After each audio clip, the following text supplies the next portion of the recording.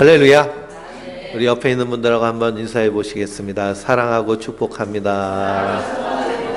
뒤에 있는 분들하고 인사해 보세요. 사랑하고 축복합니다. 오늘 참 기쁘고 좋은 날입니다. 오늘 새벽에 저 폴란드에서 U20 월드컵을 했는데요. 20세 이하 청년들이 다 모여가지고 축구 월드컵을 했는데 우리나라가 세네갈을 꺾고 4강에 진출했습니다. 이것이 36년 만이라고 그렇게 얘기하는데요. 제가 기억을 더듬어 보면 초등학교 때 멕시코 청소년 월드컵에 우리나라가 4강에 진출했죠. 그래서 그 4강전을 보기 위해서 초등학교 때인데요. 선생님이 학교에 테레비를 가져와 가지고 흑백 테레비를 이렇게 교탁위에 올려놓고요. 그 TV를 보면서 함께 응원했던 기억이 제가 납니다. 우리 성도님들도 그런 기억이 나실 텐데요. 그것이 4강에 진출했습니다. 그래서 얼마나 즐거운지요. 그런데 또 우리 남자 성도님들이 또 요리를 착 해가지고 또 오늘 식사를 대접을 하려고 준비해서 오시는 모습을 보니까 4강 기념이다. 이렇게 생각이 돼서 참 기쁘고 또 기쁜 날입니다. 그래서 오늘 고린도전서 9장 1절에서 27절 말씀을 통해서 사도의 권리에 대해서 우리가 함께 은혜를 나누고자 합니다. 사도에게 권리가 있는데요. 사도 바울은 이것을 다 포기했다라고 선언을 합니다. 왜 포기를 하느냐 하면 복음을 위해서 포기를 하는 것이죠. 우리가 가정을 아름답게 꾸려나가기 위해서 가장의 권리가 있습니다. 가장은 이렇게 삼시세끼 맛있게 얻어먹을 권리가 있는데요. 대접받을 권리가 있는데 요즘은 시대가 어떻게 되었는지 삼시세끼 집에서 얻어먹으면 삼식이라고 욕하면서 혼나는 시대가 우리가 살고 있는 시대입니다. 삼식이래요. 삼식이. 하루 세끼를 다 얻어먹으면 삼식이. 그래서 삼시세끼 그래서 이렇게 삼식이라고 불릴 정도로 이렇게 권위가 많이 추락한 시대가 우리가 살고 있는 이 시대입니다.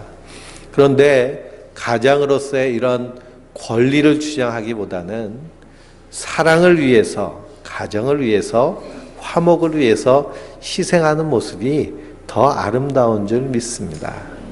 그래서요, 이 자녀들이, 어린 자녀들이 이렇게 잘 성장하는 화목한 가정을 또한 성장해서 결혼해서 이룰 수 있는 큰 원동력 중에 하나는 무엇이냐 하면 아버지가 가정에서 화목을 위하여서 힘쓰고 했으면 그 자녀들도 부모로부터 그런 좋은 영향력을 받아서 그래서 나중에 결혼해서 화목한 가정을 이루어 간다고 그럽니다.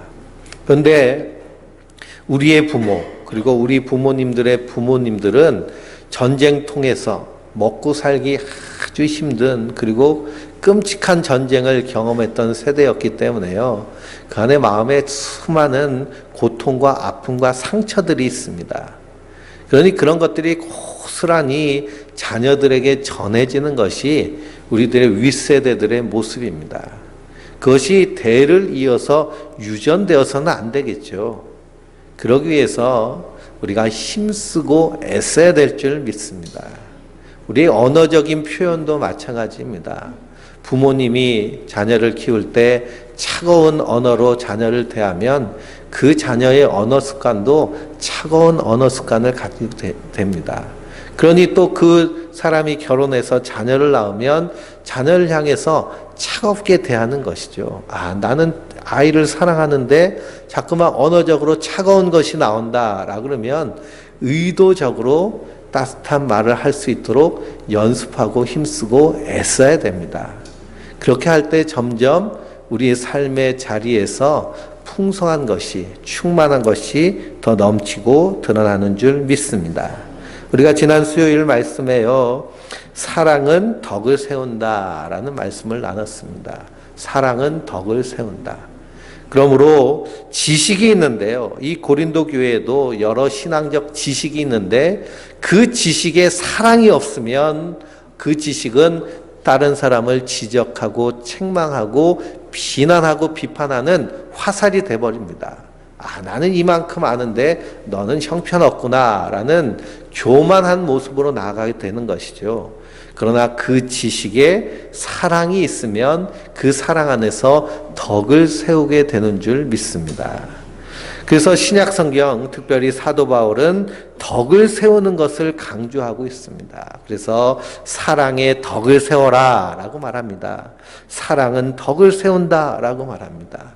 덕이란 것은 한마디로 말하면 신앙의 기초가 세워지는 것을 말합니다. 그러니 우리가 덕 있는 신앙생활, 사랑의 덕으로 충만하면 우리의 신앙생활의 기초가 뭐로 든든히 세워질까요? 사랑이라는 기초로 든든히 세워집니다. 예수 그리스도의 사랑으로 든든히 세워지는 그 기초 위에 우리의 신앙이 쌓아져 가야 흔들리지 않는 줄 믿습니다. 그러므로 덕을 세운다라는 것은 기초를 세우는 것입니다.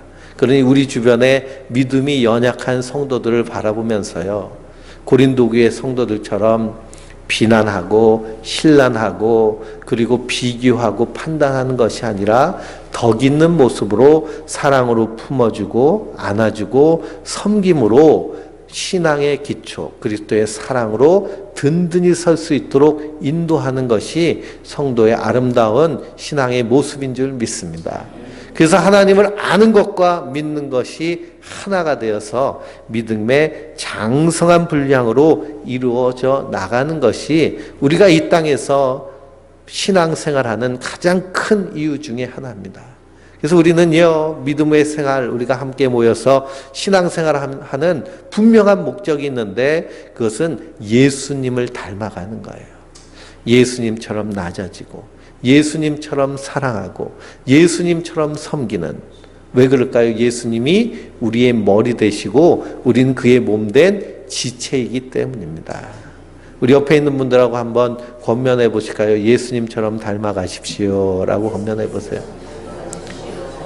그래서 신앙생활이 깊어지면 깊어질수록 우리 안에서 예수님의 모습이 오버랩되고 드러나야 될 줄 믿습니다.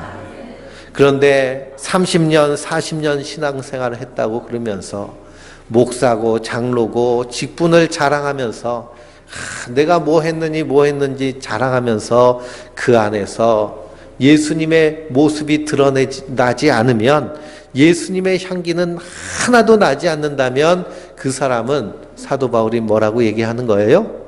어리다라는 것입니다. 어리다. 그러니 신앙의 연수는 자랑할 것이 못 되고요, 자기의 직분이 높고 낮음 자랑할 것이 없는 것이고, 우리 안에서 예수 그리스도가 드러나고 나타난다면, 그래서 우리가 그 예수님의 사랑으로 사랑하는 모습이 나타난다면 그것이 믿음의 장성한 어른의 신앙의 모습인 줄 믿습니다. 그리고 우리 주변에요, 신앙이 어린 사람들이 참 많이 있습니다. 그런데 사도 바울은 어리다고 얘기했죠. 너는 틀렸어, 아웃이야 라고 얘기하지 않았습니다. 그러므로 그 어린 신앙의 모습을 말씀으로 바로 세워가는 것이 바로 성도가 아름다운 공동체를 세워가는 믿음의 모습인 줄 믿습니다. 그래서 사도 바울은 복음을 위하여서 자기 권리를 다 포기한다라고 얘기합니다. 이것이 성도의 삶의 방식입니다. 성도는 복음을 위해서라면, 예수님을 위해서라면 우리의 것들을 포기할 줄 아는 사람들이 성도입니다. 왜 포기할 줄 알아야 되느냐? 예수 그리스도의 십자가의 그 큰 사랑을 체험하며 경험한 사람이기 때문입니다. 그래서 사도 바울은 나는 바보가 되어도, 고생을 하여도, 심지어는 죽어도 괜찮다라고 말합니다. 그렇게 말할 수 있는 이유는 무엇이냐? 바로 그리스도의 그 충만한 사랑 가운데서 눈이 뜨여졌기 때문이죠. 그래서 사도 바울이 사도행전 20장 24절에서 그가 신앙 고백을 하는데요. 뭐라고 고백을 하느냐? 나의 달려갈 길과 주 예수께 받은 사명 곧 하나님의 은혜의 복음을 증언하는 일을 마치려 하면은 나의 생명조차도 조금도 귀한 것으로 여기지 아니하노라 라고 선언합니다.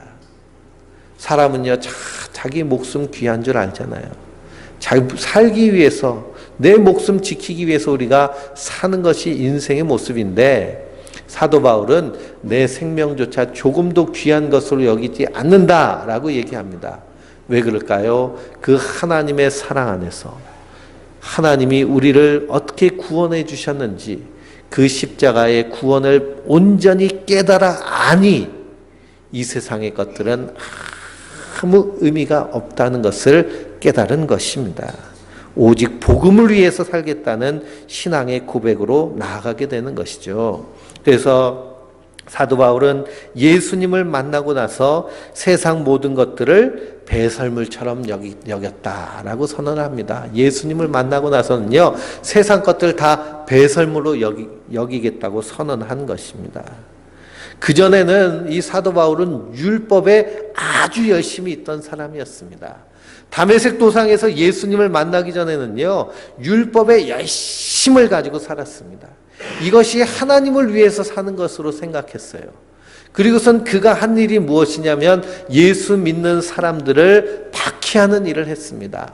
잡아서 가두고, 잡아서 신문하고, 잡아서 재산 빼앗고, 몰수하고 하는 그런 박해자의 일을 했습니다.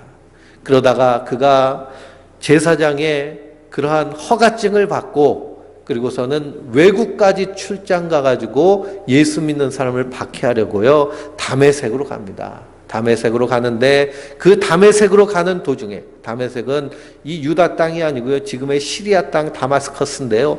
그곳으로 가는 그 도중에 부활하신 예수님을 만납니다. 부활하신 예수님께서 광명한 빛 가운데서 바울에게 말씀하시죠. 사울아, 사울아, 내가 어찌하여 나를 박해하느냐라고 하십니다.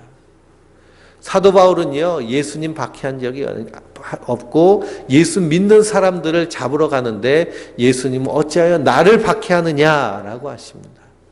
그러면서 그 강한 빛 때문에 바울이 눈이 멀어버리죠. 그리고서는 성령의 인도하심에 따라 아나니아라는 제자에게 찾아가서 안수받고 눈에서 꺼풀 같은 것이 벗겨집니다. 그리고 그가 아라비아 사막에 들어가서 금식하며 기도할 때에 성령님의 충만한 은혜를 받습니다. 그리고서는 깨달은 것이 무엇이냐? 내가 율법의 열심을 가지고 하나님을 섬긴다는 것이 하나님의 원수가 된 것을 깨닫습니다. 그리고서는 예수님을 만난 이후에 무엇이 주를 위해서 사는 것인가? 무엇이 하나님을 위해서 사는 것인가? 하나님이 우리를 창조하신 창조의 원래의 목적이 무엇인가를 분명히 깨달아 알았습니다. 그것은 무엇이냐? 바로 예수님을 위해서 사는 것입니다. 그러므로 우리가 예수 믿고 구원받아서 저 천국의 소망을 가지고 이 땅을 하나님 나라를 살아가는 구원받은 성도라면 우리의 삶에 분명한 목적이 생깁니다. 그 목적이 무엇이냐? 예수님을 위해 사는 것입니다. 예수님을 위해 사는 것이 하나님을 위해 사는 것이고요. 예수님을 위해 사는 것이 나를 위해 사는 것이고 예수님을 위해 사는 것이 하나님 내게 주신 가족들과 그리고 이웃들과 그리고 이 사회를 위해서 사는 것이며 예수님을 위해 사는 것이 하나님 우리에게 주신 이 온 우주 세계 세상의 대자연들을 사랑하는 그 사랑의 일인 줄 믿습니다. 왜 그럴까요? 예수 그리스도로만 내가 길이요 진리요 생명이니 나로 말미암지 않고서는 아버지께로 갈 수 없느니라 하신 그 예수님이 우리의 죄와 허물을 다 깨끗하게 씻어주심으로 하나님과의 관계 그리고 나와의 관계, 이웃과의 관계, 그리고 이 세상 자연과의 관계를 회복시켜 주셨기 때문입니다. 그러니 우리가 예수님을 위해 살면 이 땅에서 어떤 삶을 살아야 될까요? 사랑을 이루는 삶을 사는 것입니다. 누구를 위해서요? 예수님을 위해서. 예수님이 나를 위해 그렇게 사랑하셨기 때문에. 그러니 하나님의 사랑이 온전히 이루어지는 것입니다. 그리고 나 자신에 대해서도 진정으로 사랑하게 되는 것입니다. 많은 사람들이 자기 자신을 사랑한다라고 하지만 온전히 사랑할 줄 아는 법을 모르는 것이 자기 자신입니다. 심지어는 자기 자신을 학대하는 사람들이 참으로 많습니다.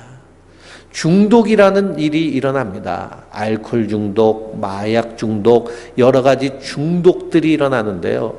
왜 중독들이 일어나느냐 하면 자기 몸을 싫어하기 때문에 학대하는 것입니다. 그래서 내 자신을 지워버리려고요, 중독하는 것입니다.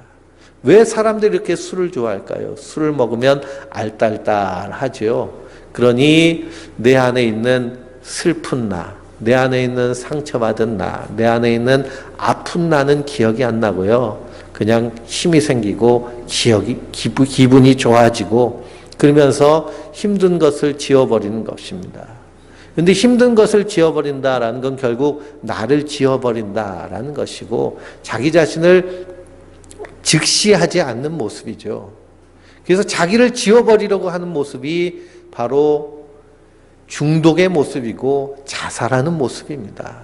자살하는 그 모습 가운데는 자기에 대한 증오가 담겨져 있는 그런 심리적인 그런 상태입니다. 그런데 주를 위해 살고 복음을 위해 사는 것은 이 모든 것이 회복되는 것인 줄 믿습니다. 그래서 사도 바울은 이 부활하신 예수님을 만난 이후에 하나님의 영광을 위해 사는 것은 예수님을 위해 사는 것이다 라는 것을 깨달았습니다. 그래서 열심히 복음을 전해도 내가 하는 것이 아니요 하나님의 은혜로 하는 것이다 라고 고백을 합니다. 그 고백이 고린도전서 15장에 나와 있는데요. 한번 찾아보실까요? 고린도전서 15장 9절에서 10절의 말씀입니다. 9절에서 10절의 말씀 같이 읽어보겠습니다.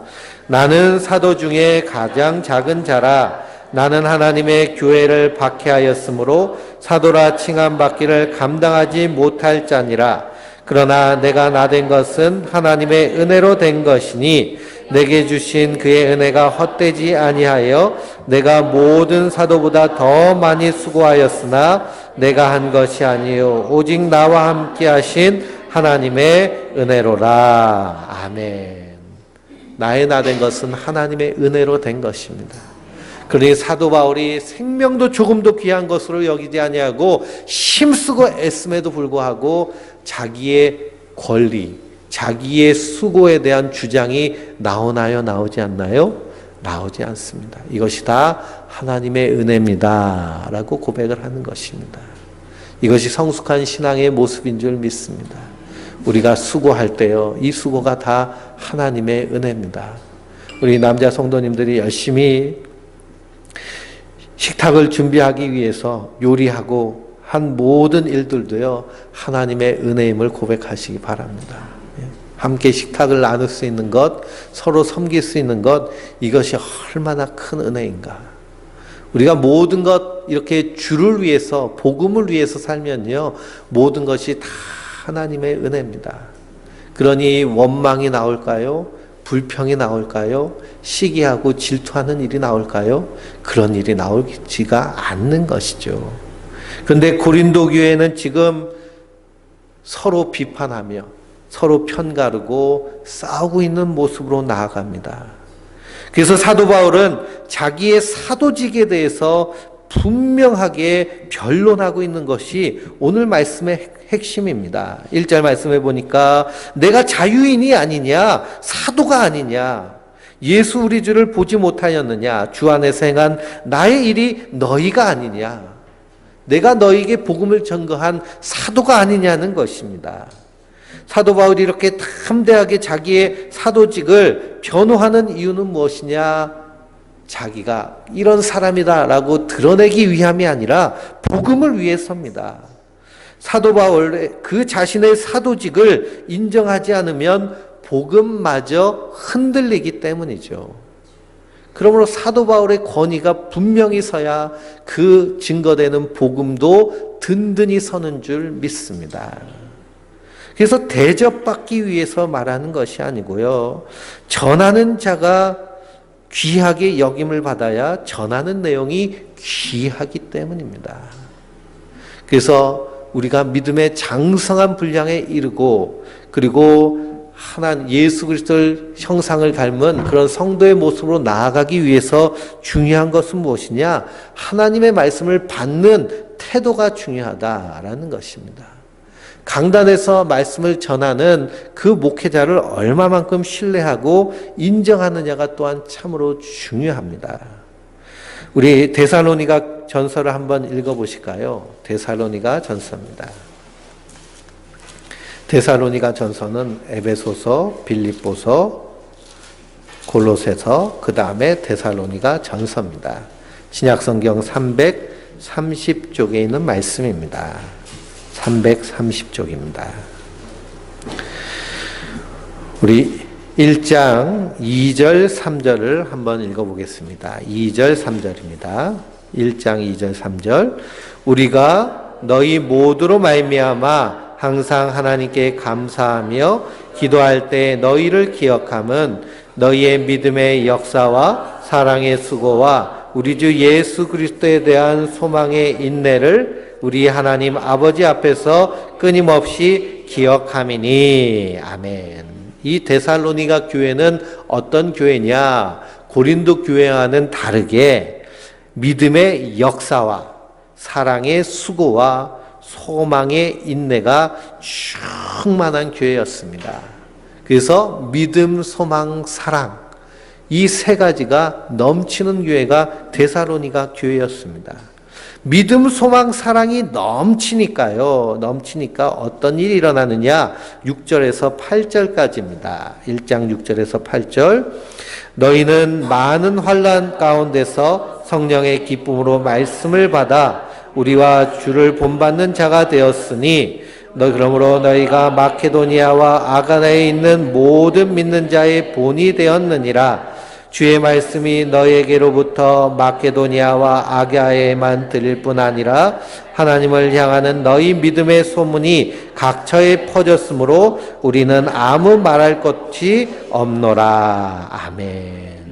이 믿음과 소망과 사랑이 충만한 데살로니가 교회를 통하여서 그 주변에 있는 마케도니아 지역과 아가야 지역에 있는 모든 믿는 자의 본이 됐습니다. 야, 신앙생활은 저렇게 하는 거구나. 신앙생활은 저 데살로니가 교회 교인들처럼 해야 되는구나. 그런 믿음의 본을 보였어요. 뿐만 아니라 믿음의 소문이 각처에 퍼짐으로 사도 바울이 얼마나 기뻐하고 감사하였는지요. 너희를 볼 때마다 감사가 넘친다라고 그랬습니다. 이 본을 받은 마케도니아 교회는 사도 바울이 감옥에 갇힐 때 끝까지 물질로 헌신한, 그래서 함께 복음을 위해서 수고한 교회가 된 것을 봅니다. 그럴 수 있는 이유가 무엇이냐? 2장 13절을 보면요, 발견할 수 있습니다. 2장 13절입니다. 같이 읽어볼까요? 이러므로 우리가 하나님께 끊임없이 감사함은 너희가 우리에게 들은 바 하나님의 말씀을 받을 때에 사람의 말로 받지 아니하고 하나님의 말씀으로 받으리니 진실로 그러하도다. 이 말씀이 또한 너희 믿는 자 가운데에서 역사하느니라. 아멘. 그러니 사도 바울이 말씀을 전할 때 그 말씀을 무슨 말씀으로 받았어요? 하나님의 말씀으로 받았다라는 것입니다. 사람의 말로 듣지 아니하고요, 하나님의 말씀으로 받는 것입니다. 그러니 얼마나 그 말씀을 들을 때요, 두렵고 떨림으로 들을까요? 우리가 청와대에 초청받아서 대통령과 오찬을 나눌 기회가 있다고 생각해 보세요. 그래서 오찬을 나누기 전에 대통령이 한마디씩 하잖아요. 그렇죠? 대통령 연설을 합니다. 일장 연설을 할 때 거기에 초대받았다면 거기서 꾸벅꾸벅 졸고 있을 수 있을까요? 없을까요? 졸지 못하죠. 대통령님 말씀하시는데 어디 감히 졸겠습니까? 그런데 우리는 지금 누구의 말씀을 듣고 있는 거예요? 하나님의 말씀을 듣고 있는 겁니다. 그래서 사도의 권위가 참으로 중요합니다. 말씀을 증거하는 목회자의 권위 또한 중요합니다. 그래서 성경을 읽어보면 사도 바울은요, 목자된 자들을 향하여서 너희는 스스로 선생님 되려고 하지 마라. 받을 책망이 더 크다라고 경고를 합니다. 뿐만 아니라 나 자신을 쳐서 날마다 복종시키는 것은 남은 구원하고 나는 버림받을까 봐 두려워함이다 라고 사도 바울은 얘기합니다. 복음 전해서 듣는 성도들은 하나님 나라 가 있는데 자기는 책망받고 지옥불에 떨어질까 봐 두렵다는 것입니다. 그래서요, 목회자는 철저하게 훈련받고 준비되어야 될 줄 믿습니다. 그래서 우리 감리교회 목사가 정혜연 목사가 되려면요, 신학교 4년을, 정규대학 4년을 공부해야 되고, 대학원에서 3년을 또 공부하고요. 그리고 목사 고시를 봐서 합격을 해야 되고, 합격한 후에도 논문을 3번 내면서 3년 동안 훈련받아야 정혜연 목사가 됩니다. 그러니 10년을 공부해야 목사 안수를 받는 것이죠. 뿐만 아니라 그 감리교회 지도자인 감독을 뽑기 위해서는요, 그렇게 목사가 되고도 10년 이상 사역해야 감독을 뽑을 수 있는 그런 투표권이 있을 정도로 그렇게 제도적으로는 철저합니다. 이렇게 철저하게 해도 교회 안에 여러 가지 문제와 잡음들이 일어나는 것을 보게 됩니다. 그런데 요즘은요, 태평양 신학교라고 들어보셨어요? 태평양 신학교. 태평양 신학교는 어떤 신학교냐 하면, 미국 갔다 오면은요, 집사님이 목사님이 돼서, 권사님이 목사님이 돼서, 장로님이 목사님이 돼서, 목사님이 돼서 오시는 분들이 그렇게 많다는 거예요. 왜냐? 비행기에서 태평양 건너오면서 자기가 이렇게 안수하는 겁니다. 그래서 목사가 되고, 어떤 비인가 신학교는 그냥 상가 건물에 있는 신학교라고 붙어 있는데 가서 공부를 하면 6개월만 공부를 하면요, 돈만 내면 목사 안수를 주고 목사증을 줍니다. 그러니 이것은 참으로 주를 위하여서, 복음을 위하여서는 참으로 안 되는 일입니다. 왜 그럴까요? 그런 목회자를 통해서 제대로 된 복음이 증거되어지겠느냐 하는 것입니다. 그리고 그런 목회자들의 타락된 모습을 통하여서 복음마저도 흔들리게 되는 값싼 복음이 되어버리는 것이죠. 그러니 한국교회 이렇게 세상 가운데서 손가락질 받는 이 모습을 보면 얼마나 안타까운지 모릅니다. 한기총이라는 기독교 연합회인데요. 그 연합회 회장이란 분은 대통령 하야해야 된다고 큰 소리를 쳐서 또 언론의 지탄을 받습니다. 그러니 목회자가 해야 될 일과 하지 말아야 될 일을 구별하지 못하는 것이죠.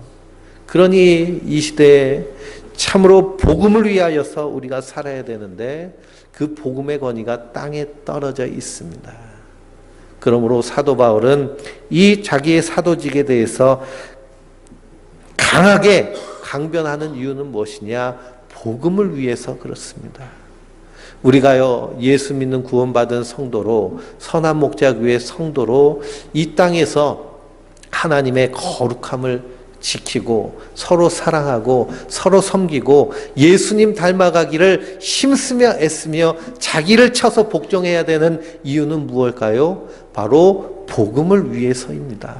예수님을 위해서입니다.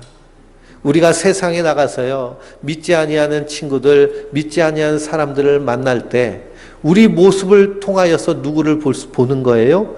예수님을 보는 겁니다. 예수님을 보는 거예요. 내가 말 한마디 하는 것, 내가 행동하는 것, 내가 사는 삶의 태도를 다 보고 있는 것입니다. 그런데 그 삶의 태도가 이전과 변화된 아름다운 모습으로 변화되면 사람들이 깜짝 놀라잖아요. 너 왜 그러니? 무슨 일 있니? 그러면 어떻게 하면 돼요? 주 예수를 믿으라. 그리하면 너와 내 집이 구원을 받으리라. 예수님 믿어봐. 내 안에 기쁨이 있어. 내 안에 감사가 있어. 내 삶에 바라보는 방향점이 바뀌어졌어. 이렇게 증거할 수 있는 것입니다. 그래서 사도 바울은요, 자기의 사도임을 강하게 강변하고 있는 것이죠.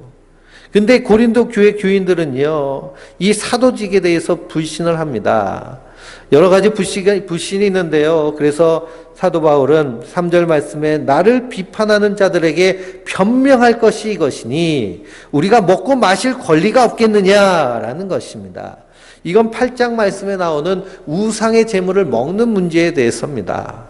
고린도 교회 교인들은요, 우상에서 나온 그 우상에게 절한 고기들을요, 실컷 뱉어지게 먹습니다. 아이, 우상은 없는데. 오직 하나님만 한 분 하나님이신데 우상이 어딨냐? 거기에 절한다고 그것에 뭐 귀신이 씌우냐? 그건 그냥 하나님 만드신 고기일 뿐이다 하고 맛있게 먹는 겁니다. 근데 믿음이 약한 자들은 어때요? 아, 저 비너스 신한테 절한 음식인데 저거 먹어도 되나? 꺼름직하잖아요. 그렇죠? 그러니 믿음이 약한 성도들은 실족하는 것입니다. 그러니 사도 바울은 누구를 위해서? 복음을 위해서 그 음식을 먹지 않는 겁니다. 그러니까 고린도 교회 성도 사람들을 믿음 있다고 하는 사람 배 터지게 먹는데 못 먹는 걸 보니까 어떻다는 거예요? 아유, 믿음이 저렇게 연약해가지고 그걸 못 먹냐? 그러는 거예요. 근데 그래서 사도직에 대해서 오해를 하는 겁니다. 믿음이 없다고 생각하는 거예요. 또 다른 사도들 게바와 같이 믿음에 자네된 아내를 데리고 다닐 권리가 없겠느냐. 사도 바울은 독신으로 살았습니다. 근데 베드로는요, 자기 아내와 함께 같이 다니면서 복음을 증거했거든요. 그러니까 독신으로 사는 모습을 보면서도 금욕하니 믿음의 지식이 부족한 거야 라고 생각하는 것입니다. 그래서 그 사도의 직에 대해서 이렇게 의심을 하는 것이죠.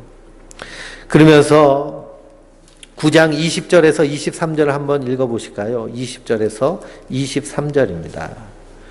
유대인에게 내가 유대인과 같이 된 것은 유대인을 얻고자 함이요 율법 아래 있는 자들에게는 내가 율법 아래 있지 아니하나 율법 아래 있는 자 된 것은 율법 아래 있는 자들을 얻고자 함이요 율법 없는 자에게는 내가 하나님께서 율법 없는 자가 아니요 도리어 그리스도의 율법 아래 있는 자이나 율법 없는 자와 같이 된 것은 율법 없는 자들을 얻고자 함이라.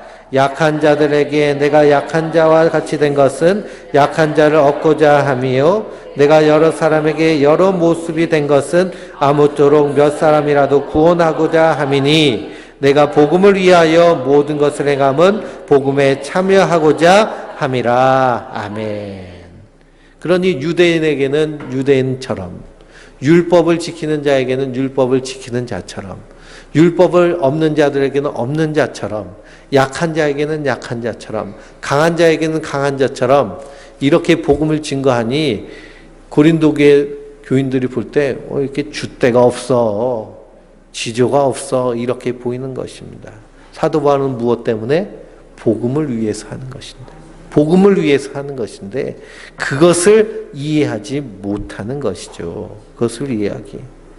그래서 이 사도 바울의 사도직을 의심하고 무시하고 그리고 심지어는 깔보기까지 하는 것이 고린도 교회의 모습입니다.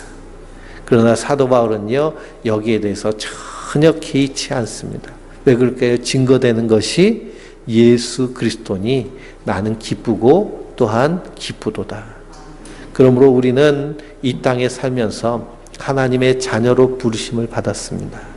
그러므로 자녀로서의 권리가 있고 권세가 있습니다. 그러나 이것을 다 포기하는 이유는 무엇이냐? 복음을 위해서 하는 것입니다. 그러면 주님이 그것을 기쁘게 여기시고 받으시는 줄 믿습니다. 자기의 권리를 다 포기하신 분이 계신데요. 그분이 예수님이십니다. 예수님은 하나님이십니다. 저 하늘 보좌에 계신 분이십니다. 그런데 저 하늘 보좌를 버리시고 낮고 낮은 이 땅에 오셔서 십자가에 달려 죽으시기까지 사랑하셨습니다. 죄인 중에도 가장 처단한 죄인의 모습으로 이 땅에 오신 분이 예수님이십니다. 그러니 자기의 권리를 다 버리신 것이죠. 성도는 복음을 위하여서 예수님처럼 이렇게 낮아지는 자인 줄 믿습니다. 그러니 내가 복음을 전하기 위해서 약해진다고, 낮아진다고, 섬긴다고 부끄러워하지 마시기 바랍니다. 주님 보시기에 그것이 최고의 사랑입니다. 최고의 섬김입니다. 최고의 아름다운 신앙의 모습입니다. 사도 바울이 그렇게 믿음으로 나아간 것은 오직 복음을 위해서 나가는 것이고, 그럼에도 자기 자신의 공로를 자랑하지 않고요, 예수님만 자랑합니다. 이것이 성도의 아름다운 모습이며 성도의 복된 모습인 줄 믿습니다. 그러면 우리도 하루하루를 살면서 나를 통해서 예수님이 증거되어진다는 사실을 기억하시기 바랍니다. 그래서 만나는 사람마다 섬기는 모습으로, 만나는 사람마다 겸손한 모습으로, 만나는 사람마다 사랑하는 모습으로. 그럼 그 모습 보면 어떤 사람은 말하길, 야, 너 뭐 비굴하지도 않냐? 저런 사람한테 왜 그렇게 꾸벅꾸벅 하냐? 그렇게 말할지라도 복음을 위해서 한다면 이것이 주님 가장 기뻐하시는 일인 줄 믿습니다. 그러면 사도 바울은 복음을 위해서 자기의 권리를 다 내려놓고 예수님을 위해서 산 사람입니다. 우리도 그 풍성한 하나님의 사랑을 알면 그렇게 살 수밖에 없고요, 그렇게 살아가게 되는 줄 믿습니다. 그러므로 이것도요, 내가 노력해야지, 힘써야지 라고 해서 되는 것이 아니라, 주여 내게 이 은혜를 주시옵소서, 이렇게 기도하시기 바랍니다. 그러면 우리 안에 예수님의 마음을 주십니다. 오늘이 성령 감림절입니다. 예수님께서 부활하시고 40일 동안 제자들과 함께 동행하시고, 그리고서는 승천하시고, 그 다음에 열흘 지나서 성령님이 오셔서 오순절입니다. 그 성령이 임하시고 나서 성도들이 한 일이 무엇이냐? 거리에 나가서 담대하게 예수님을 증거합니다. 예수님을 닮아가는 삶을 삽니다. 그전에는요, 다 숨어버리고 세상적으로 부활하신 예수님을 만나도요, 그것이 자기 인생에 어떤 이유가 있는지를 알지 못하였지만 성령이 임하시니, 아, 예수님이 부활하신 것이 이렇게 큰 은혜구나, 주님이 십자가에 달려 죽으신 것이 나에게 엄청난 일이구나 라는 것을 깨닫게 되는 것입니다. 그럼 우리도 주여 내게 성령으로 충만케 하여 주시어서 예수님이 우리를 위해 행하신 이 사랑이 나에게 어떤 의미인지 분명히 깨달아 알고 믿고 행하게 하여 주시옵소서 하고 이렇게 기도하며 나아갈 때 우리도 사도 바울과 같이 낮아지는, 사랑하는, 복음을 위해서 사는 그런 하나님의 사람들 될 줄 믿습니다. 또한 주님께서 그렇게 만들어 가실 줄 믿습니다. 그러므로 그 성령님의 인도하심에 순종하며 오늘도 복음을 위해서, 내일도 복음을 위해서, 예수님을 위해서 사는 그 인생이 가장 아름다운 인생, 그 인생이 가장 복된 인생임을 믿고 그런 은혜를 누리는 우리 성도님들 되시길 주님의 이름으로 축원드립니다. 기도합니다.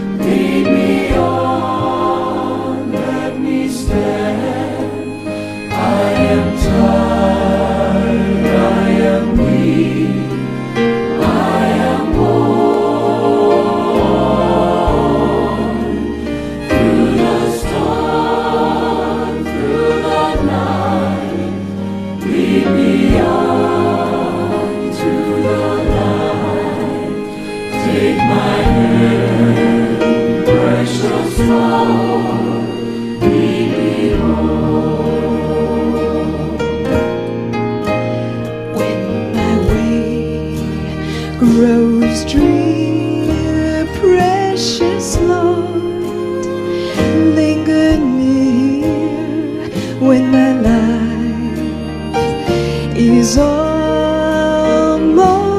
gone. Hear my cry, hear my call,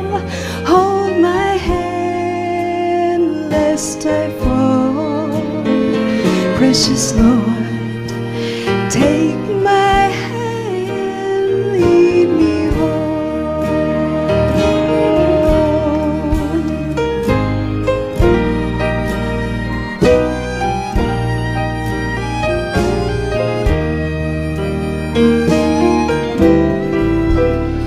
When the shadows appear and the night draws near and the day is past and gone, at the river I stand, guide my feet, hold my hand, take my hand, precious Lord.